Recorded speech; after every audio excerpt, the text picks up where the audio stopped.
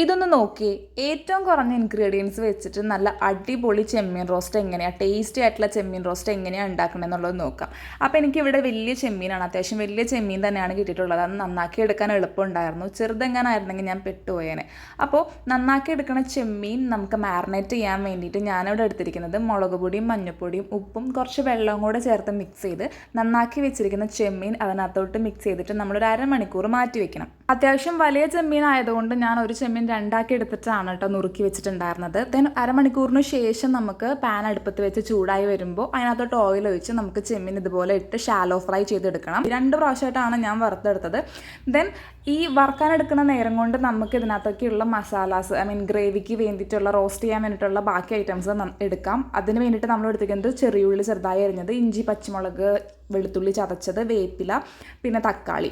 ഇനി വേറൊരു പാൻ എടുത്ത് സ്റ്റൗവിൽ വെച്ച് ചൂടായി വരുമ്പോൾ നമുക്ക് ഓയിൽ ഒഴിച്ച് കൊടുക്കാം. ദെൻ അരിഞ്ഞു വെച്ചിരിക്കുന്ന ചെറിയുള്ളി, ഇഞ്ചി പച്ചമുളക്, വെളുത്തുള്ളി ചതച്ചതും വേപ്പില എല്ലാം കൂടിയിട്ട് ഒന്ന് വഴണ്ടി വരുമ്പോൾ നമുക്ക് മസാല ചേർത്ത് കൊടുക്കണം.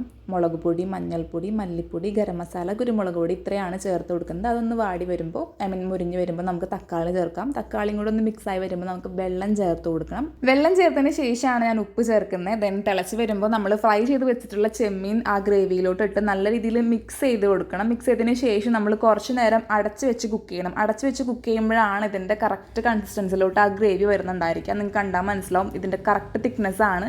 നമുക്ക് കൂടുതലില്ല കുറവില്ല, കറക്റ്റായിട്ട് തന്നെ നമുക്ക് ആ ഒരു ഗ്രേവി കിട്ടിയിട്ടുണ്ട്. നിങ്ങൾക്ക് കാണുമ്പോൾ തന്നെ അറിയാം എത്രത്തോളം ടേസ്റ്റിയാണെന്ന് നിങ്ങൾക്ക് ഊഹിക്കാവുന്നേ ഉള്ളൂ. നല്ല ടേസ്റ്റി ആയിട്ടുള്ളൊരു ചെമ്മീൻ റോസ്റ്റാണിത്. നിങ്ങൾക്ക് വീട്ടിൽ ട്രൈ ചെയ്ത് നോക്കാം. ദെൻ അഭിപ്രായങ്ങൾ കമൻറ്റ് ചെയ്യാം. അപ്പോൾ അത്രയേ ഉള്ളൂ. ബൈ.